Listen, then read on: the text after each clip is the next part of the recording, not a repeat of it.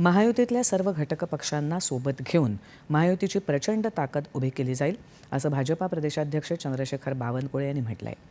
मुंबईत वसंत स्मृती इथे भाजपाच्या प्रमुख नेत्यांची आज बैठक झाली. त्यानंतर आयोजित वार्ताहर परिषदेत ते बोलत होते.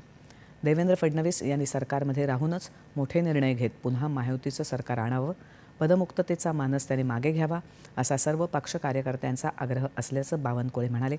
35 लाख कार्यकर्त्यांच्या वतीनं आम्ही त्यांना विनंती केली आहे, असं ते म्हणाले. मोदी सरकारच्या कामांचा फायदा राज्याला व्हावा, यासाठी फडणवीस यांनी सरकार आणि संघटनेत राहावं, असा ठराव आज मांडण्यात आला, अशी माहिती त्यांनी दिली.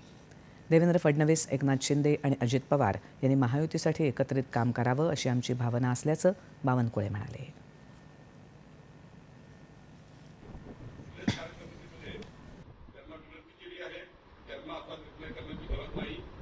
आमची सर्वांची कार्यकर्त्यांची सामूहिक जबाबदारी आहे.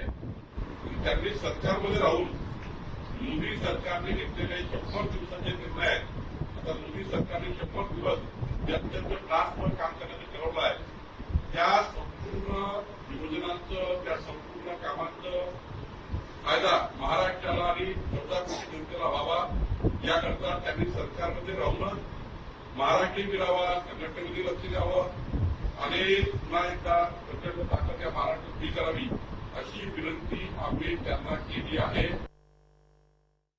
बैठकीला केंद्रीय मंत्री पियुष गोयल, भाजपा नेते विनोद तावडे, उपमुख्यमंत्री देवेंद्र फडणवीस, प्रदेशाध्यक्ष चंद्रशेखर बावनकुळे, मुंबई अध्यक्ष आशिष शेलार यांच्यासह भाजपाचे अनेक वरिष्ठ नेते उपस्थित होते.